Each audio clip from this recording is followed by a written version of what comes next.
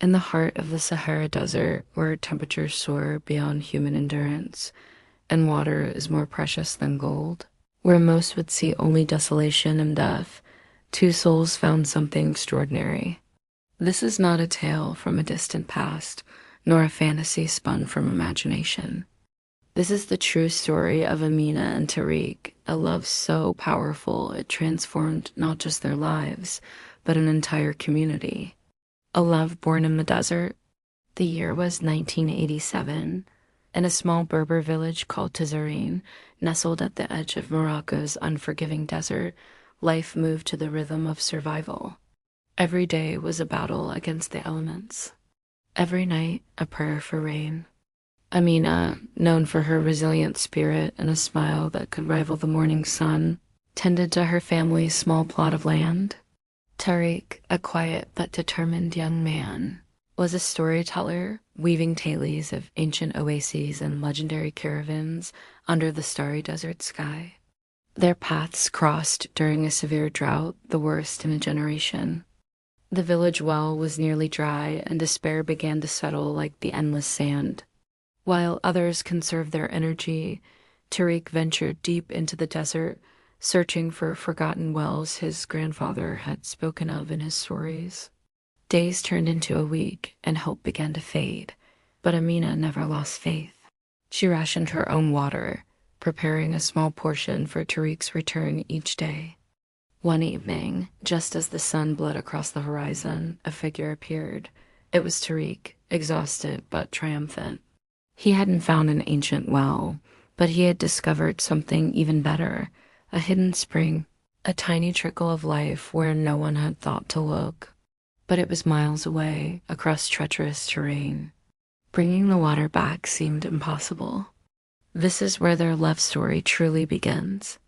Inspired by Tariq's discovery and Amina's unwavering belief, the villagers united. Guided by Tariq's knowledge and fueled by Amina's spirit, they worked together day and night to dig a channel, lining it with stones and clay. It was a monumental task, a testament to their collective will to survive. Amina organized the women, ensuring everyone was fed and cared for, while Tariq led the men in the grueling work. Weeks later, the first drops of water reached Tazareen. A cheer erupted, a sound of pure joy that echoed across the dunes. The channel they built, born from one man's courage and one woman's faith, became the village's lifeline. It not only saved them from the drought, but also brought them closer than ever before. Amina and Tariq's love story was no longer just their own. It was etched into the very soul of their community, a symbol of hope. Our story begins with Amina, a 23-year-old woman from the village of Tazareen. Born to a family of modest means, she was known for three things: her striking green eyes, a rare sight in the desert, her fierce independence, and a remarkable gift with healing herbs. Even from a young age, Amina was different from the other girls. She would venture far into the vast, sun-scorched desert alone, searching for plants her grandmother had taught her about. Her mother, of course, worried constantly, but Amina had no fear. She used to say the desert spoke to her, guiding her to find what she needed. But beneath this brave exterior, Amina carried a deep, quiet sadness. 3 years prior, she had been betrothed to a young man from a nearby village. It was an arrangement made by their families, as was the custom. But just 2 weeks before their wedding, tragedy struck. He was caught in a brutal sandstorm while crossing the desert with a trading caravan, and he never returned. After his death, whispers began to spread through the village.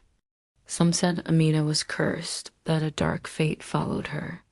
No family would consider her for their sons anymore. In a society where a woman's worth was often measured by marriage and children, she was seemingly destined to remain alone. Yet Amina faced this harsh reality with a quiet dignity that was truly her own. She didn't fight the whispers or plead her case. Instead, she poured all of her energy into her healing work.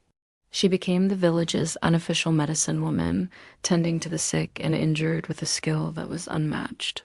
And in her solitude, As she spent more and more time away from the judging eyes of the village, she grew even closer to the one thing that had never abandoned her, the desert itself.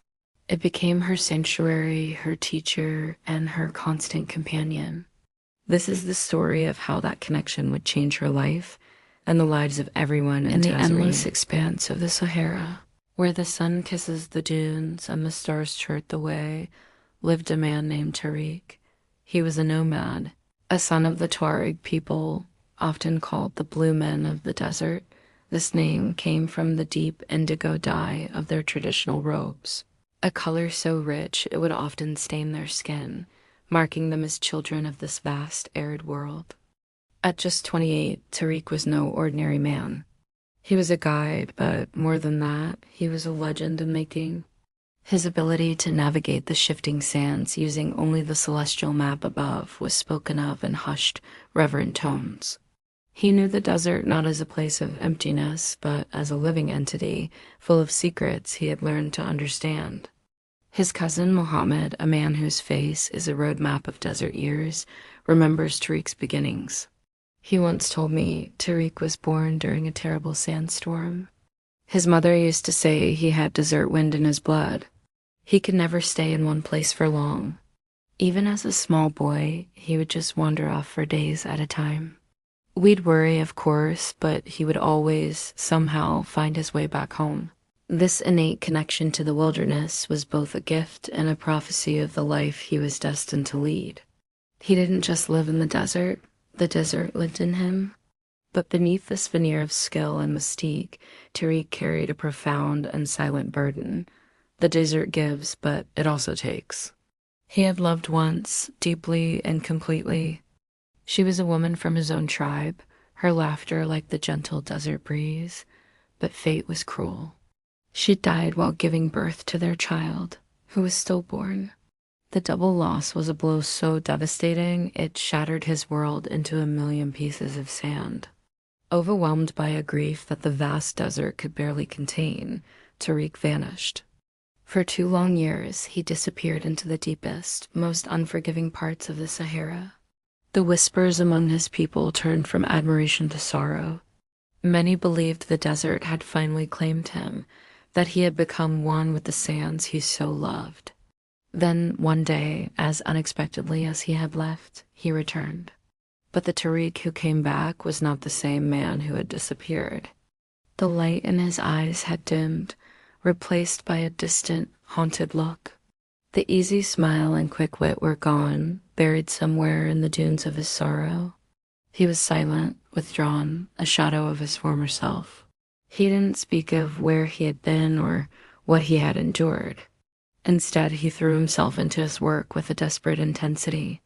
He took on the most dangerous routes, the longest and most arduous journeys, guiding travelers through landscapes few dared to cross. It was as if he was on a relentless quest, not to find something, but to lose himself entirely in the vast, unforgiving emptiness of the desert, hoping its immensity could somehow swallow his pain. The desert became his sanctuary and his tormentor.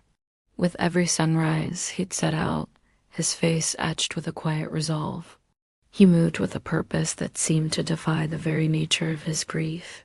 His clients, mostly foreigners seeking adventure, saw only an exceptionally skilled guide. They saw the man who could find water where there was none, who could read the winds like a book, and who moved through the treacherous terrain with an almost supernatural grace. They were mesmerized by his knowledge of the ancient rock art hidden in remote canyons and his stories of jinn and spirits that roamed the night.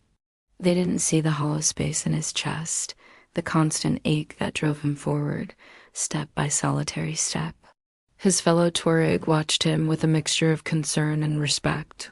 They understood his pain, for loss is a familiar companion in their challenging lives. But Tariq's grief was a different kind. It was a silent, festering wound that refused to heal.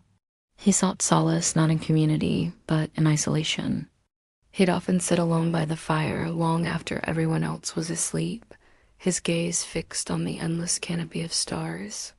Perhaps he was searching for the 2 souls he had lost, hoping to find their light among the countless celestial bodies. Or perhaps he was just trying to find a reason to keep going, to see another sunrise. The desert, in its infinite wisdom, held his secrets close. It was late August, and the heat was punishing. Tariq, a seasoned desert guide, was leading a small merchant caravan from Algeria, their destination Morocco. They were making good time, just 2 days out from the town of Tazarine, when the sky began to bleed into an unsettling shade of yellow-brown. The air grew thick, carrying a taste of grit and foreboding. For those who live their lives in the vast emptiness of the Sahara, the desert speaks a language all its own. They read the signs in the unnatural stillness of the air, the agitated skittering of unseen creatures, and the ominous hue of the horizon. Tariq understood this language fluently. He tasted the air, looked to the sky, and his heart sank. A monster was coming. A sandstorm of epic proportions, and they were caught in the open, miles from any real shelter. One of the merchants, a man named Omar who had survived the ordeal, later recalled the moment. He said, "I have crossed the Sahara 40 times in my life. I have never ever seen Tariq afraid. But that day I saw a flicker of something in his eyes." He turned to us and said we had perhaps 1 hour, maybe less. There was no time for discussion. They ran, 4 men and 7 camels, a tiny, desperate procession racing against the wrath of nature itself. But the desert has its own pace. The storm, a colossal wall of sand and wind, moved with a speed that defied belief. What Tariq had estimated as an hour turned out to be less than 30 minutes. The world went from bright sun to suffocating, roaring darkness. The wind wasn't just wind. It was a physical force, a living entity that screamed in their ears and tore at their clothes. It blinded them, filling their eyes, their mouths, their very lungs with stinging, abrasive sand. In the swirling chaos, visibility dropped to 0. Panic set in. The men shouted, but their voices were instantly swallowed by the gale. Tariq fought to keep his camel steady, to keep the group together, but it was impossible. He was a master of the desert, but this was a force beyond mastery. One particularly violent gust, a fist of wind, slammed into him, throwing him from his camel's back.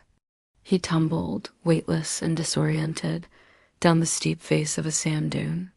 When he finally came to a stop, buried halfway in the shifting sand, he tried to push himself up. A searing, white-hot pain shot through his left leg. He looked down, though he could barely see. The angle was wrong, horribly wrong. His leg was broken. He was alone, injured, and the storm, the monster that had swallowed the world, was just getting started. He was now at its complete and utter mercy. In Tazarine, a small village just 20 miles away, the air grew heavy and the sky turned a sickly yellow. The storm was coming. Everyone knew the signs. People rushed to secure their homes, their shops, their lives. Amina was no different. She helped her family herd the goats and camels into their sturdy enclosures and ushered the village children into the stone community hall, the safest place they had. As the first gusts of wind began to whip sand against the walls, the village hunkered down, bracing for the worst. The storm hit with the force of a physical blow. It was a terrifying, all-encompassing roar, like the world itself was being torn apart. Inside, huddled together, the villagers prayed. They waited for the fury to pass, but Amina couldn't find peace. She was restless, pacing back and forth like a caged animal.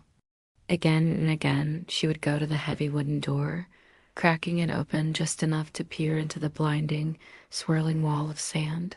Her friend Zara watched her with growing concern. Finally, Amina turned to them, her eyes wide with a conviction that chilled everyone to the bone. She said, "Someone is dying out there. I can feel them calling to me." Her mother pleaded with her, grabbing her arm, begging her not to go. It was suicide. Her friends exchanged worried glances, whispering that grief had finally shattered her mind. It had been a year since she lost her husband, And perhaps this was the final break, but what Amina felt wasn't madness. It was something deeper, something she couldn't articulate. It was a powerful, undeniable pull, as if an invisible thread stretched from her heart across the raging desert, connected to a life in desperate need. She knew with absolute certainty that she had to follow it. Ignoring the protests and the tears, she began to prepare. She methodically wrapped her face and body in layers of thick cloth, a shield against the stinging sand. She filled a tough leather satchel with a water skin, dried dates, and a small oil lamp. Then, taking a deep breath, she pulled open the door and stepped out into the chaos. The wind immediately snatched at her, trying to tear her away. Within seconds, the sound of her mother's desperate cries was completely swallowed by the storm's deafening howl. What Amina did next was an act that should have been impossible. It defied all logic, all instinct for self-preservation. The storm would rage for another 18 hours. Visibility was absolute zero. The air was a suffocating torrent of sand, and the temperature plummeted by 30 degrees as day turned to an early, violent night. In these conditions, even the most experienced desert travelers would become hopelessly lost. Without the sun, without stars, without any visible landmarks, a person would wander in circles, directionless until exhaustion, dehydration, or the biting cold claim them. The desert doesn't forgive such gambles. Yet Amina walked on. She wasn't navigating by sight. She was being guided by that inexplicable feeling, that thread of connection. There was a faint whisper in her soul, a beacon in the blinding darkness. For hours, she pushed forward, one agonizing step at a time, leaning into the wind, her world reduced to the sound of her own breathing and the roar of the storm. Every instinct screamed at her to turn back, to find shelter, to survive. But the feeling, the call, was stronger. It told her to keep going. Then, through the cacophony, she heard it. A sound that wasn't the wind. It was faint, almost imperceptible. A cry for help. Following the sound, she stumbled upon a figure half buried in a newly formed sand dune. It was a man, an outsider by his clothes, his face pale and his body shivering violently. He was near death. Working quickly, Amina cleared the sand away from him. She gave him water, forcing small sips past his cracked lips. She wrapped him in her own outer layers, sharing her body heat, shielding him as best she could from the relentless wind. Together, they huddled in the dark, a tiny island of life in an ocean of storm. Amina didn't know if they would survive the night. She only knew she had followed the call and found the person she was meant to save. As the first light of dawn finally broke, the storm began to recede, its fury spent. The wind calmed and the sky slowly cleared. In the quiet stillness of the transformed desert landscape, two figures, exhausted but alive, waited for the sun's warmth. Amina had walked into the heart of death and emerged with life. She had listened to a call no one else could hear and proved that sometimes the most powerful compass is the one within our own hearts. Hey everyone, and welcome back to the channel. Today, we're diving into a story that defies all logic, a tale of survival that experts still can't explain. It's the story of Amina, a woman who walked into the heart of a raging sandstorm, chasing a hope that seemed impossibly distant. Picture this, a vast, unforgiving desert. Suddenly, the sky darkens, and a wall of sand and wind descends. Visibility drops to zero. The noise is a deafening roar. In these conditions, most people would seek shelter immediately. Survival 101 says to stay put, conserve energy, and wait for the storm to pass. But Amina did the opposite. She moved with a strange, unwavering purpose, stepping directly into the chaos. Later, when asked how she did it, Amina's explanation was something that science couldn't quite measure. She said she didn't walk alone. She described feeling unseen hands gently guiding her shoulders, hearing soft whispers in the wind, giving her directions. Was it a hallucination brought on by stress and dehydration, or was it something else entirely? A divine intervention, or perhaps a deep, primal desert instinct that modern humans have long forgotten. Whatever it was leading her somewhere. To understand just how extraordinary this is, we spoke with Dr. Rashid Halil, a desert survival expert with over 30 years of experience. His take on Amina's journey is frankly astonishing. He told us what Amina accomplished is, by any rational measure, impossible. In those conditions, without modern equipment, without a GPS, to navigate 20 miles through a sandstorm and find a single person, the odds are astronomical. I've studied desert survival my entire career, and I cannot explain it. Think about that. A leading expert, someone who knows the desert better than almost anyone, is left completely baffled. The journey was a brutal test of human endurance. 6 hours into the storm, Amina's precious water supply ran out. Every sip had been carefully rationed, but in the blistering heat and suffocating dust, it was gone far too quickly. By the 8th hour, the physical toll was becoming immense. The constant friction of the sand and the relentless walking had numbed her feet. She couldn't feel them anymore, but she forced them to keep moving, one agonizing step after another. At the 10-hour mark, doubt, the most dangerous enemy in any survival situation, began to creep in. Was she making a terrible mistake? Was she just chasing a phantom, a figment of her imagination, leading herself to a lonely death in the endless sand? The thought must have been terrifying, a cold dread seeping into her exhausted mind. Every instinct would have screamed at her to stop, to give up, but she didn't. She kept moving. One foot forward, then the other. It became a simple, desperate rhythm against the screaming wind and the stinging, abrasive sand that tore at her exposed skin. Her world was reduced to this single, repetitive motion, a testament to the raw power of her will. And then a glimmer of change. As the first faint hints of dawn began to pierce the dusty gloom, the ferocious storm finally started to weaken. The wind's howl soft to a moan, and the thick curtain of sand began to thin. And in that first light, through the swirling haze, she saw him. A silhouette, at first faint and wavering, but undeniably there. Against all odds, after an impossible journey through a living nightmare, she had found him.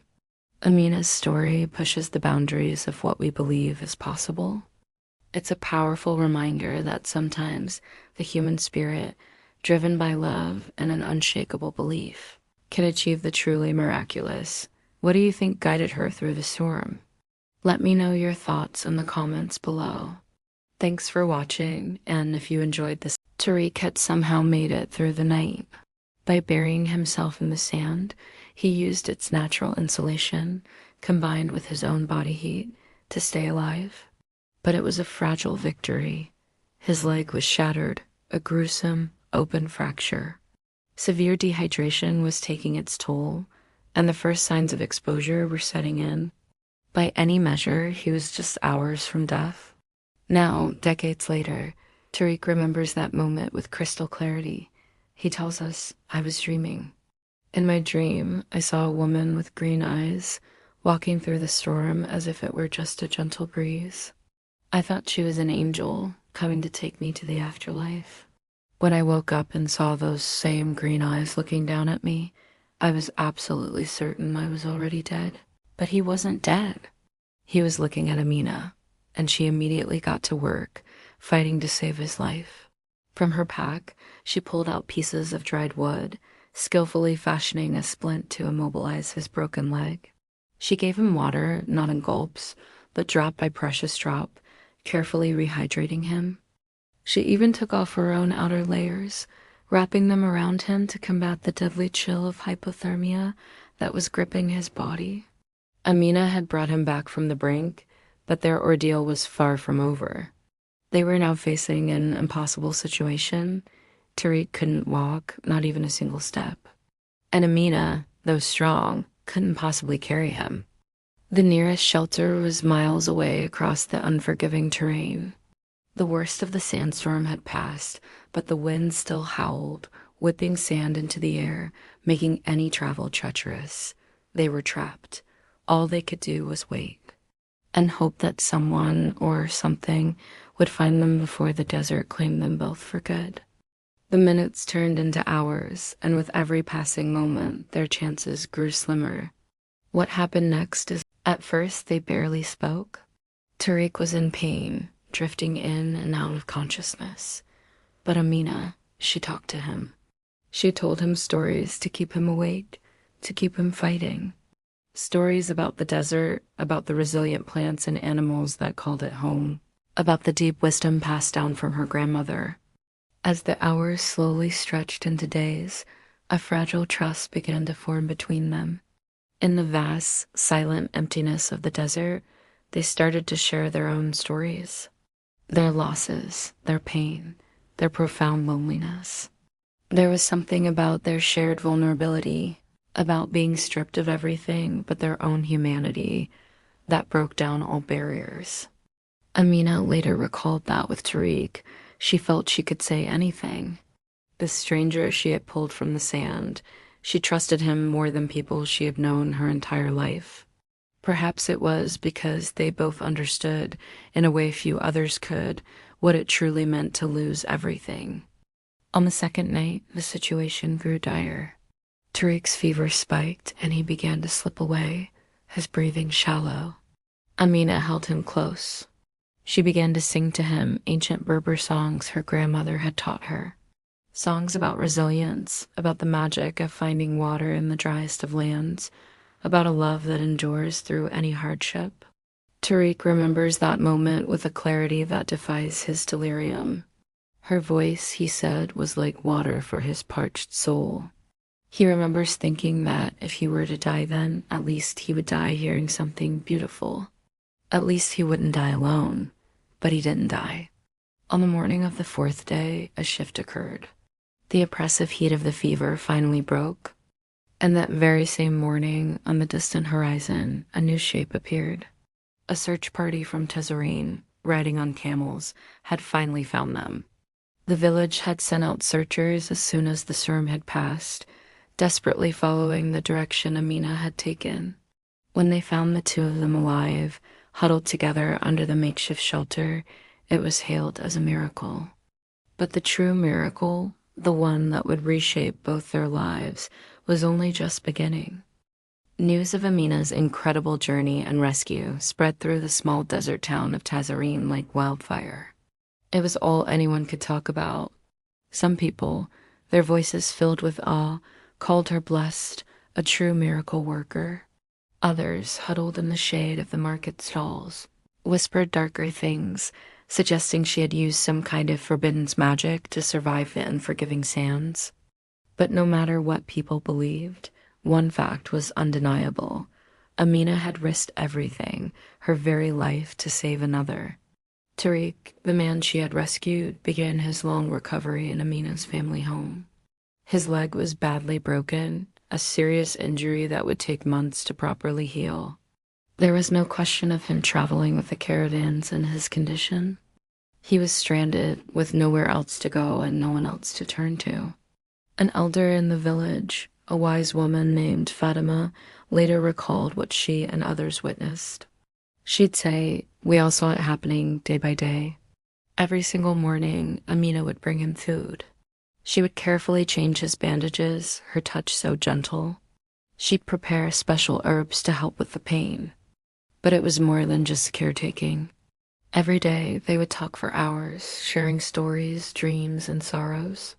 And as they did, we all saw the light slowly returning to their eyes, a spark we thought had been extinguished forever. It was in those quiet moments, under the roof of that humble home, that they fell in love. It wasn't a sudden, dramatic romance like the ones you hear about in fairy tales. It was a slow, inevitable process, like water patiently carving its path through solid stone. Their love grew out of shared vulnerability, mutual respect, and the simple, profound act of one person caring for another. It was a love born in the harshest. Hey everyone, welcome back to the channel. Today, we're diving deep into a story that feels like it's straight out of a movie, but I promise you, it's very real. It's a story about love, tradition, and the immense courage it takes to challenge the world for the person you love. Let's get into it. Imagine finding your soulmate, the one person who understands you completely, only to be told that your love is impossible.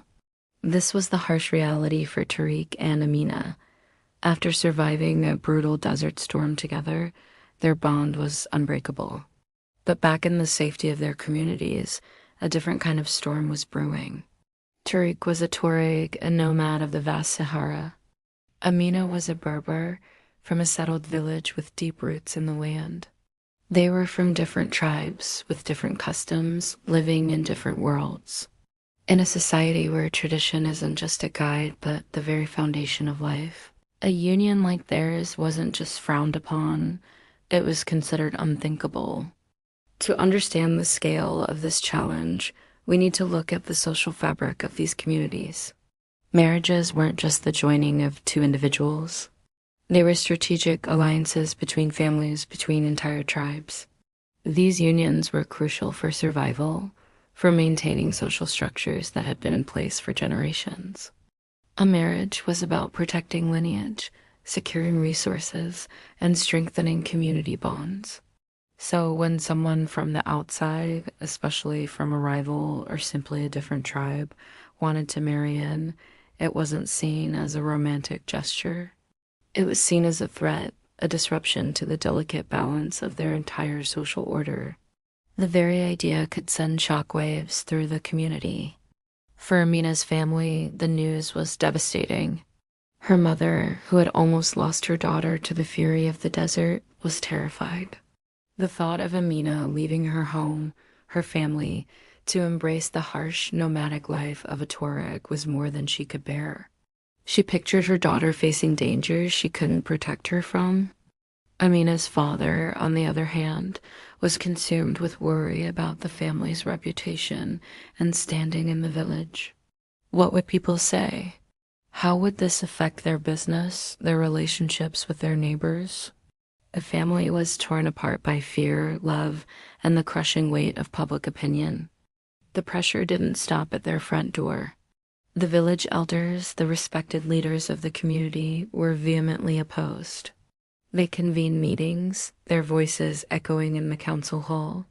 They argued that Amina was too valuable to lose. She was a gifted healer, her knowledge of traditional medicine a vital resource for the entire village. They reminded everyone of the whispers and rumors that still lingered from her previously failed engagement, hinting at a supposed curse that followed her. They questioned Tariq's character, his motives. Was he genuine, or was he an opportunist trying to take advantage of their community's healer? The gossip was relentless. Amina recalls this time with a heavy heart. The words used against them were like stones, each one thrown with the intent to break their spirits. They said terrible things, accusing Tariq of using her for his own gain, of having hidden intentions. They accused Amina of betraying her own people, of turning her back on her heritage and her responsibilities. The word shame was brandished like a weapon aimed at her family. Every single day brought a fresh wave of pressure, a new layer of anger and disapproval from the people she had known her entire life. The community that had once nurtured her now felt like a cage. And if you think the opposition was only from Amina's side, you'd be mistaken. The situation was just as difficult in Tariq's camp. His people, the proud Tuareg, were no more accepting of this union. They had their own traditions, their own laws, their own deep-seated distrust of outsiders. For them, marrying a Berber woman from a settled village was just as scandalous. He was expected to marry within the tribe, to a woman who understood their nomadic way of life, who could endure the hardships of the desert and uphold their specific customs. By choosing Amina, Tariq was seen as abandoning his own culture, his own people. He faced accusations of disrespecting his ancestors and weakening the tribe. So here they were, two people deeply in love, caught between two worlds that refused to meet. They were trapped, surrounded by walls of tradition, fear, and prejudice. Every direction they turned, they faced opposition. Their families, their communities, the very people who were supposed to support them, were now the biggest obstacles to their happiness. The question wasn't just whether their love was strong enough to survive, but whether they could even find a place in the world where their love was allowed to exist at all. It's a heart-wrenching position to be in, and their journey was far from over. When word reached Tariq's tribe about his intention to marry a Berber woman, the news traveled like a desert wind. It wasn't long before a delegation arrived in Tazareen. They had come with one purpose: to bring Tariq back with them and force him to forget this what they called foolishness. Tariq's cousin Mohammed remembers it vividly. The elders were furious. They said Tariq was dishonoring their entire tribe and, even worse, dishonoring the memory of his first wife. The air was thick with tension as they delivered their ultimatum. They threatened to exile him, to cast him out completely if he went through with the marriage. Now, for a Tuareg, exile is more than just social death. Out in the vast, unforgiving desert, it's a potential death sentence. To be without your tribe means losing everything. Tariq would be cut off from the ancient caravan routes, the life-giving water sources, and the web of support that had defined his entire existence. He would be utterly alone. Imagine the scene: Tariq standing before the stern faces of the tribal elders, men he had respected his entire life. The weight of generations of tradition pressed down on him. They laid out the choice in stark, simple terms. It was his people or this woman, his history or his future. But Tariq's resolve was as unshakable as a desert mountain. He looked at them and his voice was clear. He told them he had already chosen. He reminded them of what Amina had done for him. She had crossed a blinding sandstorm just to find him, to save his life when all hope seemed lost. She had sat with him in the desolate wilderness for 3 long days, her sheer will keeping him alive. He asked them, what kind of man would he be if he abandoned her now? What kind of honor would there be in turning his back on the woman who had fought for his life? His words hung in the silent air. There was nothing more to say. The elders left without him. And in that moment, Tariq, a proud son of the desert, became a man without a tribe. He had chosen love, and for it, he would face the Sahara alone. One night, 6 months after the storm, Amina and Tariq sat together at the edge of the village, looking out at the desert that had brought them together.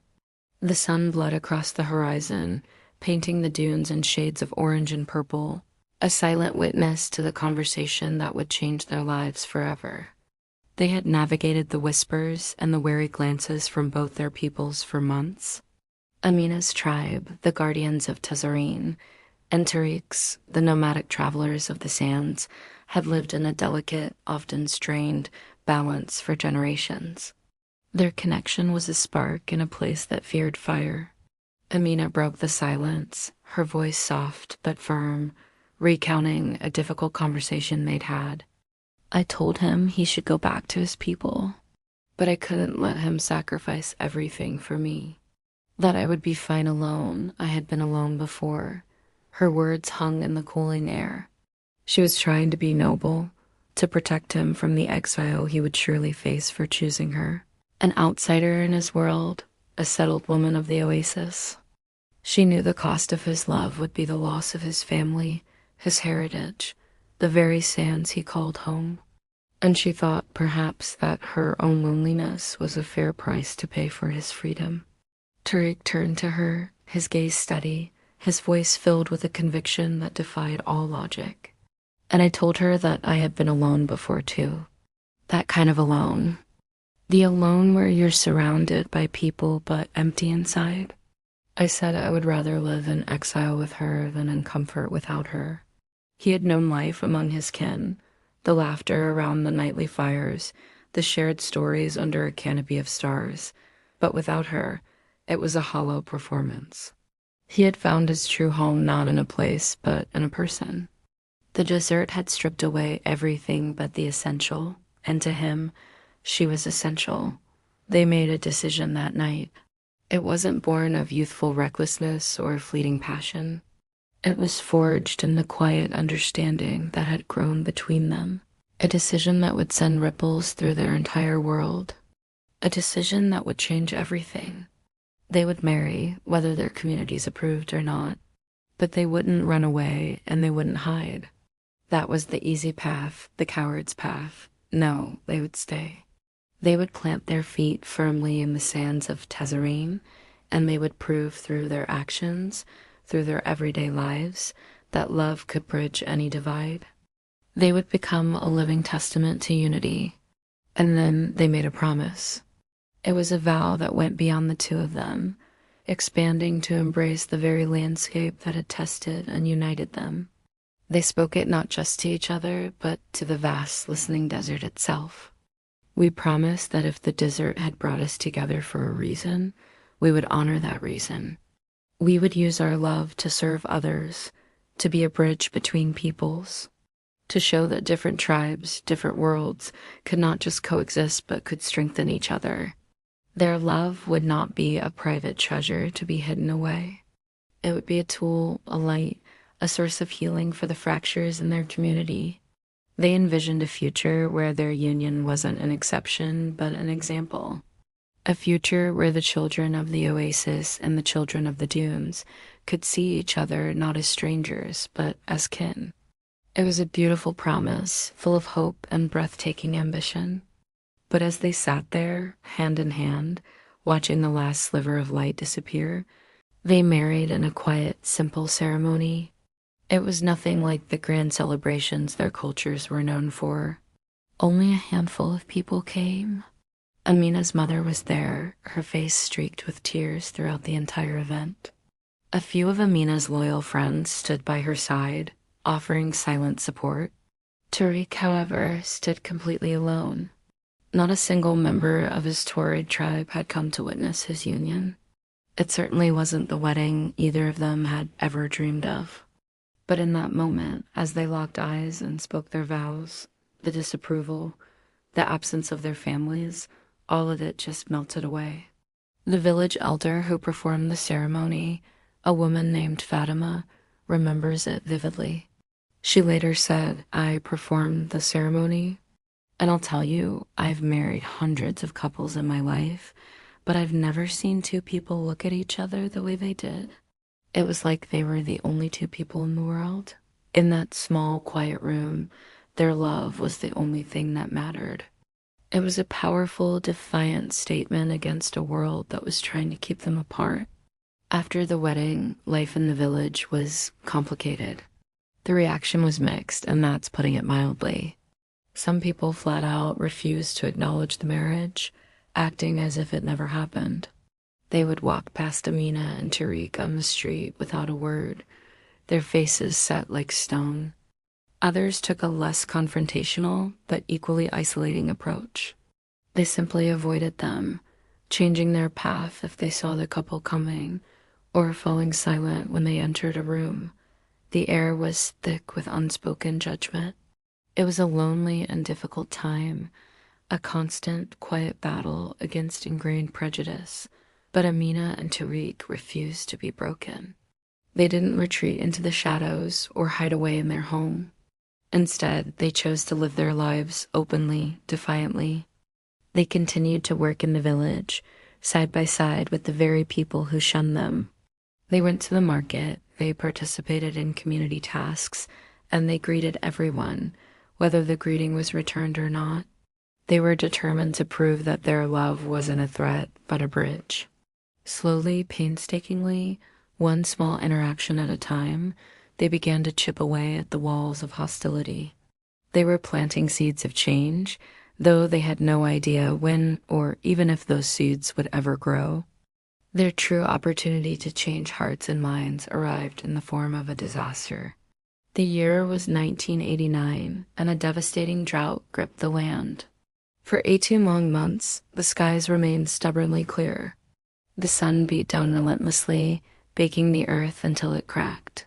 The village's wells, the lifeblood of the community, began to run dry. What started as concern soon spiraled into fear, and then into outright desperation. Women had to walk for miles and miles under the scorching sun, searching for just a few drops of water, often returning with their buckets nearly empty. As the water dwindled, so did the civility. Old tensions flared and new conflicts erupted over the remaining water rights. Neighbor turned against neighbor. The community, already fractured by tribal lines, began to splinter even further. Desperation set in, a heavy blanket of despair that smothered all hope. It was a bleak time, a test of survival that threatened to tear the village apart completely. People were thirsty, they were scared, and they were angry. The future of Tezerine looked as dry and barren as the land around it. Amidst this crisis, Tariq held a secret. He knew something that could save them all. As he later explained, I knew places in the deep desert, places my people had known for generations, where water could be found even in the worst droughts. But these places were closely guarded secrets. These hidden oases were the ancestral knowledge of the Tuareg, a lifeline passed down from father to son, and they were never, ever shared with outsiders, especially not with their rivals, the Berbers of Tezerine. Sharing this information would be a betrayal of his people's most sacred trust. But Tariq saw a path forward, a risky, audacious plan that could save not just the village, but also bridge the divide between their peoples. He went back to his former tribe, the very people who had disowned him for marrying Amina. He stood before the elders and made a proposal that was as bold as it was unprecedented. He would share the locations of the secret water sources with them. In exchange, he asked that they help him dig a brand new, deep well right in the heart of Tezerine. This well, he declared, would not belong to one tribe or another. It would be open to everyone. It was an incredible gamble. He was asking his people to share their most precious resource and to work alongside their historic enemies. The air in the tent was thick with tension as the elders considered his words. They could have refused, could have cast him out again, and no one would have been surprised. But then something remarkable happened. Against all odds, the Tuareg elders looked at the desperate situation. They looked at the man their tribe had raised, and they agreed. This single decision would change the course of their history forever, and so the impossible began. For 3 long growing months, men from both the Berber and Tuareg tribes worked side by side. They put aside generations of mistrust and animosity, united by a common goal: survival. They dug through layers of hard-packed earth and solid rock, their bodies straining under the relentless desert sun. Every swing of the pickaxe, every shovelful of sand, was a blow against the drought and against the hatred that had divided them for so long. It was exhausting, back-breaking labor, but no one gave up. While the men toiled, Amina became the heart of the operation. She organized the effort, ensuring everyone had food and clean water to drink. She moved among the workers, a constant source of support and encouragement. Using her knowledge of traditional medicine, she treated their injuries, the blisters, the cuts, the strained muscles, but her role went far beyond that. She became the camp's peacemaker, settling the inevitable disputes that arose from exhaustion and old habits. She listened, she mediated, and she reminded them all of what they were fighting for. One of the Berber workers, a man named Mohammed, later reflected on that time. He said, "That well, it was more than just water. It became a symbol. Every day we were working together, eating together, praying together. We started sharing stories about our families, our children. We learned that we weren't so different after all. The barriers between us, the ones that had seemed so tall and strong, they just began to crumble. The shared struggle was forging a new community, one drop of sweat at a time, and then, one glorious day, it happened. A cheer erupted from the bottom of the deep pit. They had struck water. Cool, clean, life-giving water began to seep up from the earth. The celebration that followed was unlike anything the region had ever seen. It lasted for 3 whole days. People from both tribes who had been enemies just months before danced together under the stars.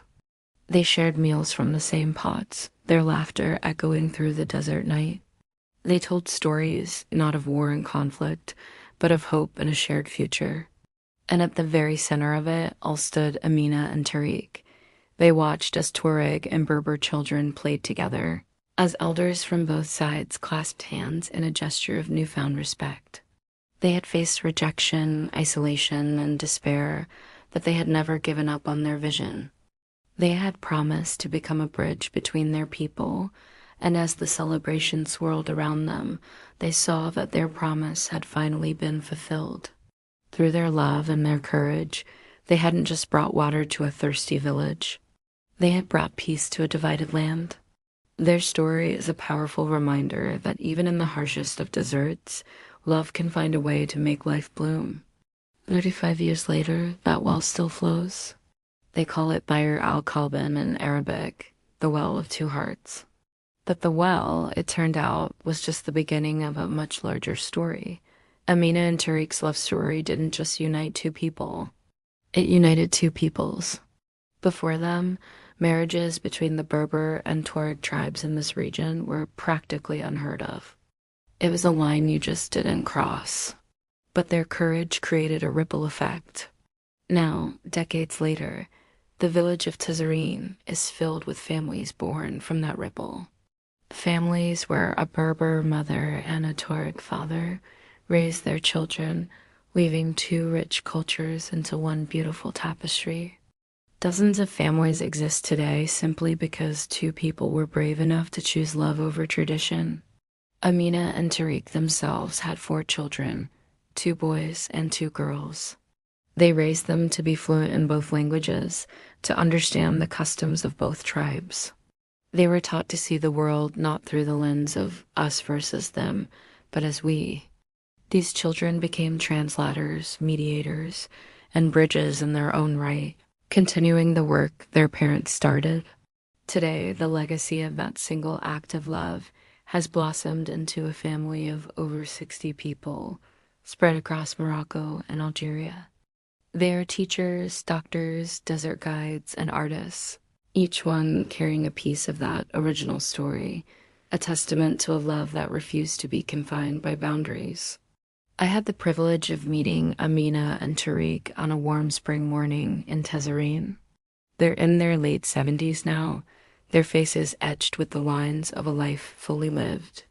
They still live in the same small, humble house where Tariq recovered from his injuries all those years ago. And every evening, without fail, they walk hand in hand to the edge of the village, just as they did back then, to watch the sun dip below the desert horizon. I asked them what advice they would give to people today who face opposition to their love. Amina looked at Tariq, a gentle smile playing on her lips, and said that love requires courage. Not a grand, one-time act of bravery, but a quiet daily courage. The courage to choose each other again and again, especially when it would be so much easier to just walk away.